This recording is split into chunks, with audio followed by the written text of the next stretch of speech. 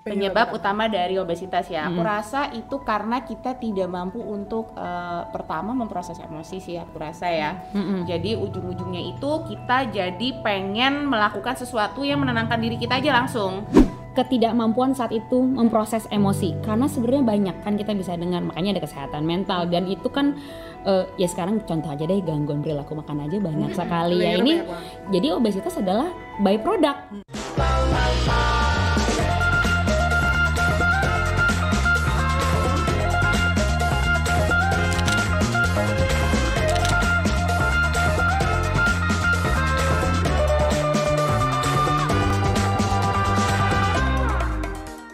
Hai Sisters, kembali lagi di podcast Sisters Talk, podcastnya Strong Sisters Indonesia atau SSI. Balik lagi bersama aku, Coach Adel, atau biasa banyak banget yang kenalnya dengan Bunda Adel. Nah, di episode kali ini, di sesi podcast kali ini, aku gak sendiri ngobrolnya, karena kali ini bahasnya sangat menarik tentang melihat lebih dekat isi kepala orang obesitas, apa yang masyarakat harus ketahui. Nah, menarik kan? Makanya ngobrolnya gak bisa sendiri.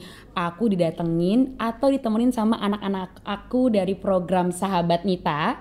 Ada Coach Stephanie Adelia dan juga ada Kak Nita. Hai. Hai Bunda. Hai. Kan? Bunda juga kan? Ala-ala Coach Adel ngenalin diri kayak gak bisa nih. Gak bisa, ada Bunda aja. Nah, mungkin ada yang baru ngeh sama podcast ini. Apaan sih nih, ngomongin apa, kalian ini siapa, kenalan diri dulu dong. Coba dari Kak Nita dulu. Oke, salam kenal semuanya. Saya Nita. Saya mungkin bisa dibilang apa ya, health influencer mungkin ya, kali atau apalah yang namanya. Asik. Ya, tapi juga bersekolah di APKI dan sekarang bergabung sama Strong Sister Indonesia. Kita punya program namanya Sahabat Nita, di mana program ini merupakan program, boleh dijelasin ya Bun? Boleh secara singkat, nggak apa-apa. Iya, program edukasi yang kami khususkan untuk perempuan dengan minimal BMI 28 atau yang memang sudah masuk golongan obesitas seperti itu.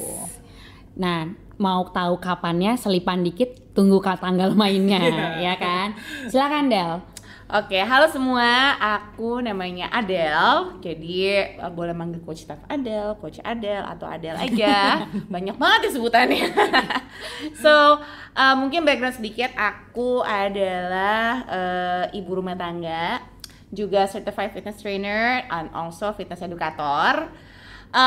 Aku di sini kalau misalnya bareng sama Nita, aku juga jadi salah satu mentor di programnya Sahabat Nita, gitu. Apalagi ya?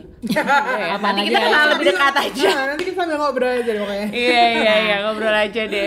Tadi udah dijelasin, kita akan ngomongin tentang sebenarnya, karena kan gini, kita cuma taunya, kalau aku jujur experience aku sampai overweight. Sementara kalian berdua experience-nya dari yang pernah obesitas, kondisi obesitas gitu kan juga. Nah, dan dari berbekal pengalaman itu pun kita sering ngobrol, kalau mau lebih agak flashback dikit, lahirlah program Sahabat Nita, karena kita mau bahwa perempuan Indonesia seperti visi misinya SSI ya, berhak memiliki kualitas hidup yang jauh lebih baik gitu. Nah, tapi kita juga pengen tahu kan, karena kita selalu ngomongin ya Del, kalau di Women Health and Fitness Workshop, sebenarnya apa yang masyarakat pandang sih ke obesitas, itu juga suka kita omongin ya Mbak Nita. Apa sih pandangan kita? Karena yang aku tahu, yang aku sering dengar juga, orang kalau ngelihat orang obesitas tuh dia memang gak rajin olahraga ya, memang dia males. Apalagi emang gak coba emang gak coba apa kek atau apa. Nah, oke deh, sebelum ke situ dulu, kita langsung aja. Kalau menurut kalian, apalagi dari Mbak Nita sebagai pejuang obesitas, terus juga sering menginfluence orang-orang dengan kita bareng-bareng di SSI ya Mbak ya, sama Adel, apalagi backgroundnya dari behavior specialist. Sebenarnya, atau dari experience kalian sendiri deh, apa sih penyebab atau akar root cause-nya ya kalau bahasa Inggrisnya, akar penyebab utama terjadinya tuh obesitas gitu. Siapa mau duluan? Aku suka deh kalau suka balapan atau berantem. Mau Adel dulu apa gue dulu? Mungkin jadi sekalian kita kenalin kenapa ada isi kepala orang obesitas ini kali ya. Boleh. Okay. Jadi kita kenapa sampai ada isi kepala orang obesitas itu ya karena ya ini nih yang kita mau bicarain. Kadang kan kita kurang paham ya apa yang terjadi di pikiran kita. Ya. Tiba-tiba yang keluar tuh suatu tindakan yang nantinya mungkin disesalin atau enggak, atau mungkin bahkan dibela gitu kan ya. Jadi Dibela tuh dibenarkan, dijustifikasi. dibenarkan. Sebenarnya Sebelum tahu salah. akar utamanya kenapa. Jadi ada kenapa sih aku ngelakuin tindakan-tindakan A, B, C, D itu gitu. Oke. Iya. Nah, aku kan juga ex obesitas juga ya. Ya. Tapi jujur aja walaupun sudah membangun gaya hidup yang sehat, ya pemikiran-pemikiran yang tadinya pattern atau pola yang Ya. dulu pernah terpikir Masih itu ada. kadang masih muncul gitu. Akhirnya kita bikin isi kepala orang obesitas. Ya. Dulu kita bikin di IG ya. IG live. Iya. Mereka dulu bikinnya di IG Live. Jadi sekarang kita punya kesempatan untuk bikin di Sister Stock yang tadinya biasanya juga IG Live, sekarang kita juga punya podcastnya gitu. Jadi akar utamanya, oke, balik lagi gimana? Balik lagi tadi pertanyaannya apa Bunda? Penyebab utamanya? Penyebab utama dari obesitas ya. Aku rasa itu karena kita tidak mampu untuk pertama memproses emosi sih aku rasa ya. Jadi ujung-ujungnya itu kita jadi pengen melakukan sesuatu yang menenangkan diri kita aja langsung. Oke. Karena tidak mampu untuk menenangkan diri, akhirnya jadi memilih untuk yang paling nyaman, dan mungkin kadang yang kita pilih itu yang kenyamanan itu yang kurang Iya, sehat yang dan kurang bahkan bisa membahayakan kesehatan kita Kurang sendiri. tepat ya. Kurang Kalau tepat. memang nggak mau pakai Yes. kalimat benar salah, jadi betul. kurang tepat. Nah, kalau mungkin aku bisa nambahin dari omongannya Adele juga tadi, terus aku juga, ini kan segala sesuatunya itu kita harus tarik ke belakang kan ya, Del, Yes. kayak kita selalu ngomong.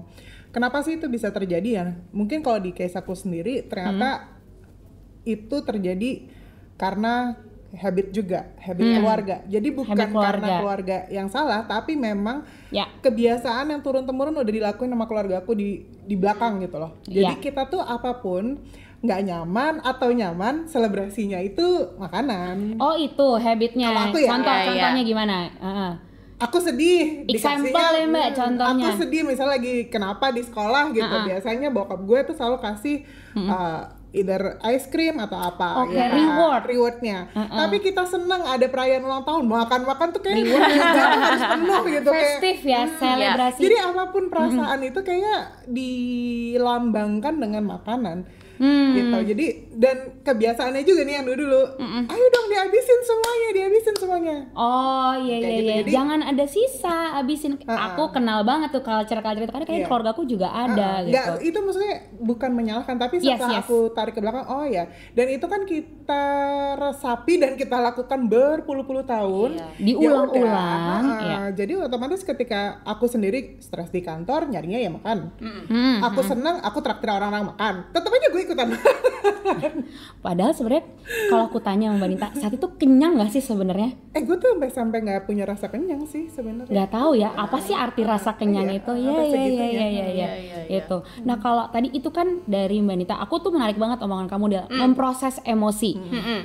Buat aku dengerin ceritanya Mbak Nita, jadinya jatuhnya dari awalnya nggak proses emosi, Udah nggak proses jadi emosi. proses emosi. Maksudnya kayak itu cara memproses emosinya dia mungkin ya, Iya. bahkan dari didikan, maksudnya, dan itu pun nggak salah orang tua, karena kita percaya semua itu kan pattern turun temurun. Kalau dari sisi kamu, Yes. cara kamu tadi bilang maksudnya proses emosi itu gimana sih? Memproses. Oke. Tadi aku pas lagi Mbak Nita ngomong di dalam kepala aku jangan langsung lewatnya slogan apapun acaranya.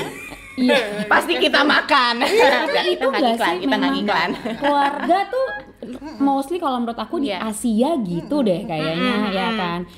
Kalau kamu tadi gimana? Kalau memproses emosi yang tadi kamu jelasin di awal tuh kayak apa? Karena nggak tahu cara memproses Ya emosi. kayak tadi misalnya Mbak Nita Atau di gitu. contoh kamu deh. Nah kalau contoh aku, padahal ujungnya sama sih kan. Iya. Mampu memproses emosi. Jadi kalau misalnya aku contohin dulu, kalau dulu aku kenapa bisa mempunyai problem dengan binge eating? Yes. Itu karena waktu aku masih kecil, orang tua aku kan sibuk kerja ya.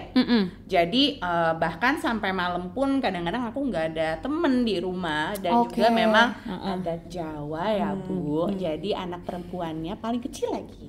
Anak bungsu. Bungsu, jadi nggak boleh keluar. Nah, akhirnya aku tuh paling seneng kalau misalnya aktivitas makan itu ditemenin sama nonton. Jadi itu kayak teman yang ada setiap saat, Iya. gitu kan. Nah, jadi aku ngerasa bahagia sekali kalau misalnya aku makan gitu.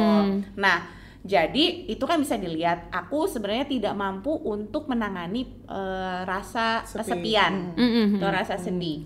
Jadinya aku makan, ya kan. Jadi itu maksudnya memproses emosi kita. Kita nggak mampu gimana sih kita menghadapi rasa sedih, gimana sih kita boleh nggak how to deal with that. Karena kayak kebiasaan itu tadi aja kan. Karena aku terbiasa kalau sedih dikasih makan, jadi aku terbiasa pattern itu walaupun orang tuaku nggak ngasih, nyari sendiri kan. Gitu. Jadi dari awalnya dikasih, lama-lama jadi habit, itu nyari sendiri ya. Apalagi udah punya duit sendiri, nyari sendiri, beli sendiri. Gimana tuh pada saat ambil duit sendiri? Apalagi tinggal aplikasi sekarang. Iya, apalagi. Loh, iya. Ini lah ngebedain dulu sama sekarang ya. Aku sempet uninstall kok aplikasi itu dulu. Pada saat apa tuh Mbak, di titik kamu ngerasa apa di saat uninstall? Oh ini menarik sih. Enak banget, maksudnya gini kayak gimana enak banget ya? Jadi tuh dari awal cuman nge-scroll, ujungnya ini lucu juga. Padahal tuh tahu otak tuh nggak lapar gimana sih ya? Nggak lapar dan kayaknya gue udah tahu rasanya, tapi lucu juga kalau ada di rumah ya. Sampai klik. Yang atas nama iseng ya? Atas nama iseng dan menyusui waktu itu ya? Menyusui. Oh waktu itu punya Elma baru lahiran. Ya gitu, jadi pesan aja. Aku cuma mau 1 dalam hati, begitu datang kan 3, 4 ya kan, nah gitu lah ya. Terus abis apa? Belum promo. Tapi kan dulu kan promo kenceng-kenceng banget. Oh kenceng banget. Iya, karena baru-barunya ada aplikasi. Oh berarti kalau misalnya perasaannya saat itu justru kayak ditemenin ya, nyaman dan itu hal yang boleh dibilang umum aja, orang iseng umum. Kalau kata Manita, kalau kamu Del, ya seneng. Aku malah butuh ditemenin, makanya aku mau makan gitu. Tapi aku nggak tahu kalau kamu Del. Kalau aku sometimes ya kok pas sudah aku menua sih, dewasa dewasa. Ada perasaan bersalah sih kalau aku ya waktu itu. Gimana? Pada saat apa nih? Kayak kok gini sih gue gitu. Kamu ada nggak sih pernah ngalamin gitu? Kalau ngerasa bersalah, karena kan kita tahu kalau misalnya kita ngulangin hal itu kan kita udah tahu. Misalnya kalau kebanyakan makan es krim, emang tahu nggak baik untuk kesehatan. Waktu kita kecil juga diajarinnya begitu gitu kan. Jadi rasa bersalah itu tetap ada, cuma masalahnya kita nyari sebenarnya bukan makanannya ya, aktivitas makan. Iya. Coba bisa didefinisikan lebih nggak aktivitas? Mungkin aku mungkin bisa mendengar, yang dengar tuh bertanya aktivitas tuh gimana? Makan ya sih, mulai dari makan. Ini nggak tahu ya, nanti kali cerita juga ya. Mulai dari iklan nanti. Mulai dari makanannya. Pelan-pelan. Itu deh kayak masuk ke dalam sanubari gitu loh Bun. Kecium baunya. Walaupun udah tahu tuh bau itu rasanya akan begini, tapi tetap aja ketika buka bungkusnya tuh kayak oke, 1, aduh enaknya 1, tapi 1 lagi nggak apa-apa deh. Kayak nggak bisa ditahan ya? Kayak nggak bisa ditahan. Dan itu nggak tahu juga belum. Maksudnya sekarang aku yakin kan kalau meminjam bahasa kamu Mbak, bukan menua, semakin kita bertambah, terus kita kan juga makin aware. Apa kalau kita bahasa kita di WHF Del, makin sadar, makin aware, makin sering ngajak ngobrol diri sendiri. Udah mulai tahu, tapi pada saat Nita yang saat itu aku juga nggak tahu sih kenapa kok kayak gitu. Itu ya kenapa aku melakukan tindakan-tindakan seperti itu yang tadi kamu bilang di awal ya Del. Kita juga nggak tahu kalau misalnya ternyata ada pilihan yang lain gitu kan. Jadi rasanya kalau misalnya aku nggak boleh makan itu, kan rasanya namanya juga kepengen gitu. Padahal sebenarnya kan bukan masalah kepengen makan atau enggaknya, tapi lebih ke emang lagi ngerasain apa sih sebenarnya gitu. Kenapa sih gitu. Mengenali emosi sendiri. Bisa nggak ditangani dengan cara lain. Nah masalahnya kan kita nggak kenal, kita nggak tahu, emang taunya cuma dengan makan doang gitu sih.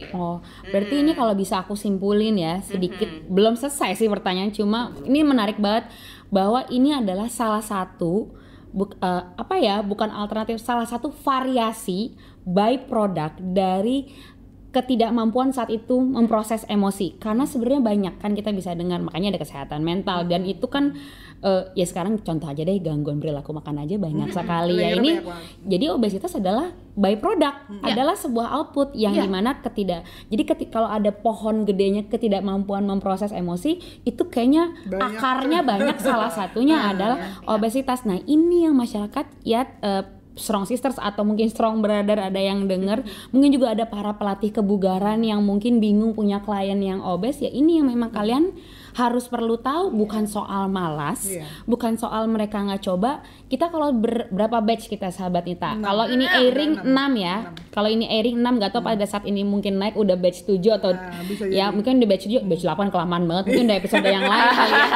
Cuma selama kita menjalani 6 batch itu, banyak kalian aja yang former obesity banyak belajar setiap batchnya bahwa oh yang memang jangan dibilang nggak coba apapun, you name it. Mereka, aku sebagai yang belum nyampe obes cuma overweight, aku ngerasa you name it mereka nyoba lebih banyak hal, segala cara. Mungkin kalau Manita ada mau cerita macam-macam ya, apa aja coba.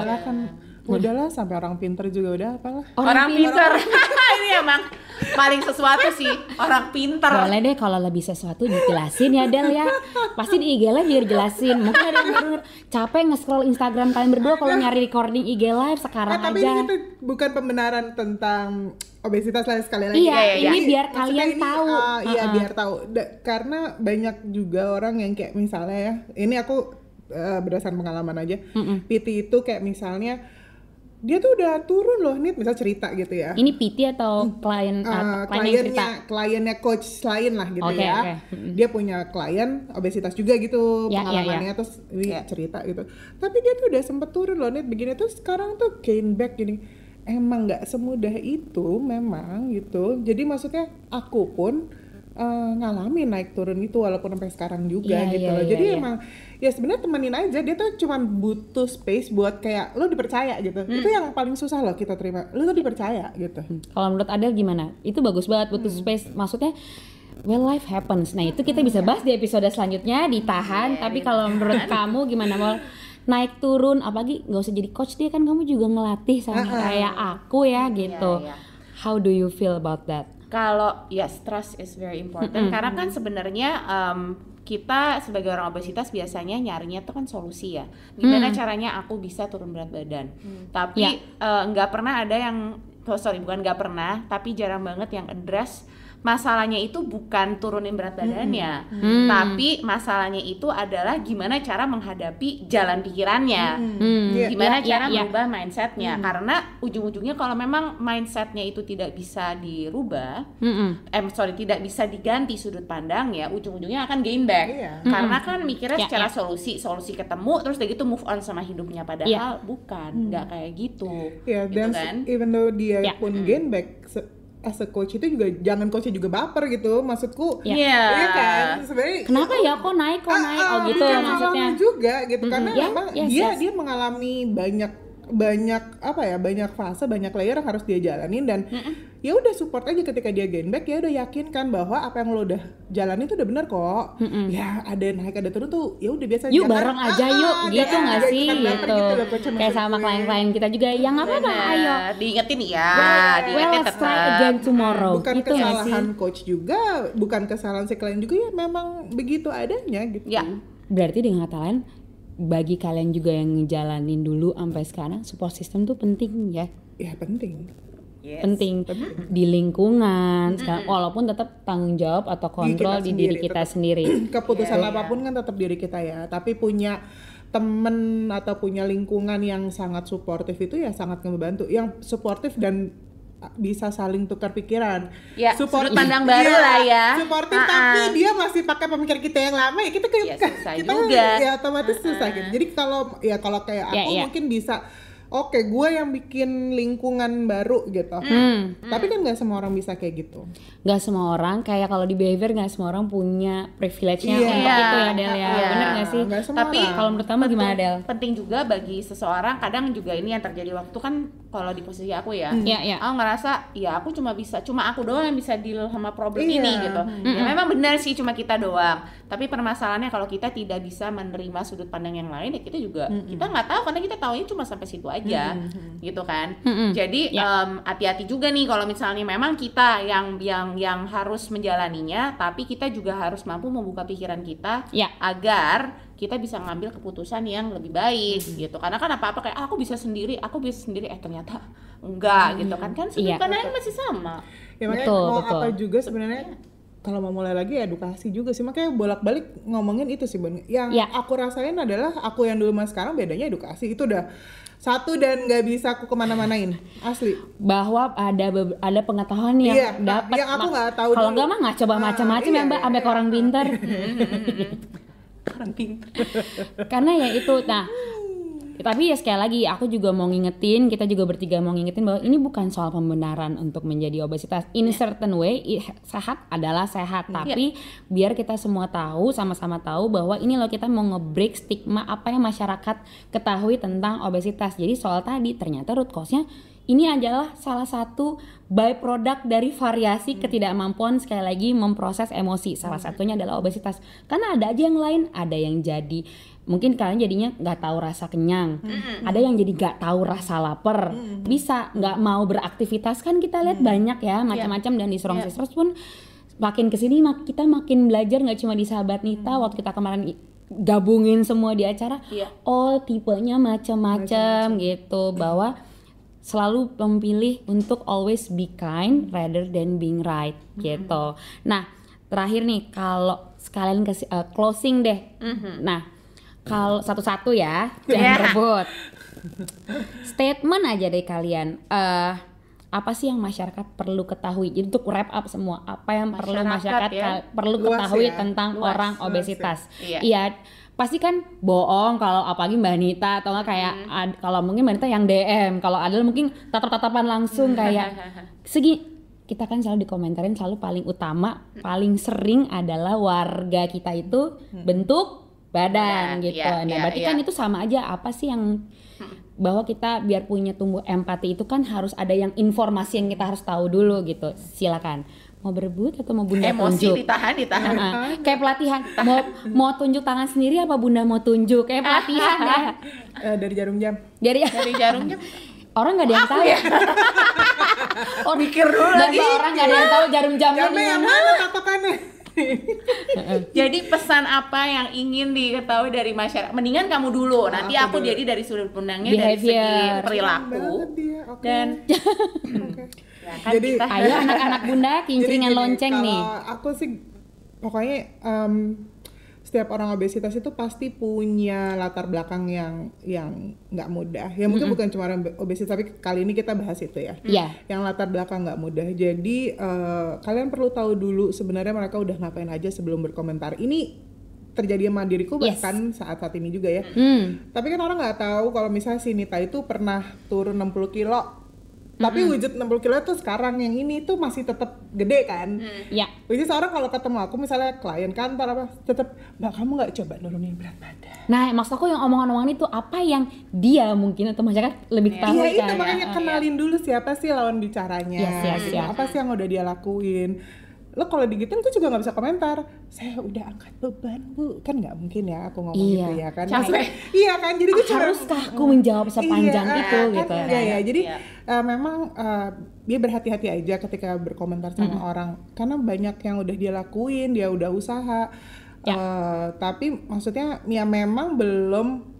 Mungkin kalau dibilang bentukannya seperti ekspektasi orang pada umumnya mungkin belum gitu, tapi dia sudah berusaha untuk menuju ke arah situ gitu. Jadi ya kenali lagi lah lawan bicaramu ketika memang berbicara sama ya orang obesitas itu gitu. Karena kadang pertanyaan seperti itu kalau misalnya kita lagi normal mungkin kita bisa nerima, aku gitu bisa nerimanya baik-baik aja, tapi kalau kita lagi kesel mungkin kan mulut julidnya juga bisa keluar gitu kan. Kalau lagi nggak siap secara atau kalau aku suka biasa bilang Del, Bunda lagi nggak punya bandwidth, lagi nggak ada kapasitasnya. Gitu aja sih kalau aku. Jadi udah berubah pun orang masih bisa terus berkomentar kok. Yes, karena kita nggak bisa kontrol omongan orang ya gitu. Gimana kalau dari Adel? Kalau dari Adel, aku setuju sekali. Jadi sebelum berbicara mau siapapun itu deh, nggak usah ya mau siapapun itu. Dan apalagi kalau misalnya memang kalau ngomong sama orang obesitas, kayaknya emang kita udah berusaha banget deh untuk bisa menjalani hidup dengan baik gitu kan. You have no idea. You have no idea. Jadi mungkin sebenarnya yang perlu ditanyain tuh how are you? Bukannya ngasih tahu badan kamu kok begini ya, itu juga udah tahu kali gitu kan ya. Nggak usah dibahas. Cuma lebih menanyakan how are you, karena sebenarnya yang kita perlukan adalah empati dan tempat untuk bisa secara nyaman bicara. Ya. Karena jujur aja, aku juga ada kenal beberapa orang yang memang udah masuk ke dalam circle loop yang kayaknya dia nggak bisa keluar dari obesitas itu. Dan kalau misalnya dilihat, lingkungannya tuh maksudnya mau baik, kayak kamu tuh harus gini, kamu tuh harus gitu. Dia udah tahu gitu loh, dia harus ngapain. Masalahnya dia belum punya keberanian atau kesiapan untuk melakukannya, karena di dalam kepalanya dia, kalau misalnya ya, bahkan aku ya waktu kita kalau turunin berat badan dalam tanda kutip, kita harus kayak rasanya itu tersiksa. Dimana kan mana ada sih manusia merasa sakit gitu kan? Mana ada sih orang mau merasa menderita gitu kan? Nah, permasalahannya dia nggak tahu kalau mungkin ada cara yang lebih baik. Tapi aku tidak bilang kayak, oh berarti kita nggak usah fokus sama berat badan. Nggak, tunggu dulu ya. We're not talking about that. Itu nanti kita bukan akan bahas. itu. Bukan itu. Tapi masalahnya lebih ke pengertian tentang apa sih problem orang ini. Gimana cara saya bisa membantu, bukan gimana cara saya bisa menasehati. Karena kalau nasehatin orang udah banyak. Bahkan di internet pun banyak gitu kan. Jadi gimana caranya saya bisa membantu dia, bukan dengan menasehati, karena nasehatin itu belum tentu membantu loh. Betul. Kalau emang ngerasa nggak bisa bantu ya udah nggak usah komentar, cuman ngobrol biasa aja. Kalau nggak punya something nice to say, nggak usah gitu. You say the best when you say. Iya. Nah kalau kalau aku boleh tambahin adalah yuk belajar punya kapasitas emosi yang luas, biar kita bisa ngelihat segala sesuatunya tuh dari helikopter view. Itu kan yang selalu Bunda bilang gitu. Jadi jangan karena kita nggak pernah tahu apa yang terjadi sama orang itu yang bisa ngerem. Bahkan kita sebagai pelatih kebugaran aja sangat melatih lidah dan tenggorokan rahang kita untuk tidak mengomentari seseorang dari penampilan fisiknya, bahkan apalagi kalau itu pun juga cuma memuji, bukan cuma deh, jangan kan cuma komentarin, kan mungkin lebih bukan muji ya, even muji aja kita berusaha nahan, ya kan? Mau itu pelatih kebugaran atau enggak, sama-sama anak SSI kita saling mengingatkan, karena kita nggak pernah tahu saat itu, detik itu ada apa sama dia, gitu. Dan ini mungkin juga bisa berlaku buat laki-laki ya, bahwa ini kan obesitas nggak hanya di perempuan, gitu. Apalagi laki-laki ada ego, ada segala yang bermain. Jadi mudah-mudahan series atau episode ini bermanfaatnya luas ya, nggak cuma buat perempuan tapi juga buat laki-laki. Oke, menarik, ada di ujung yang kita bukan bahas itu, nanti akan ada lagi lanjutannya. Kita tutup dulu sesi ini. Terima kasih anak-anakku sayangku. Terima kasih Bunda. Kita ketemu di episode berikutnya. Bye.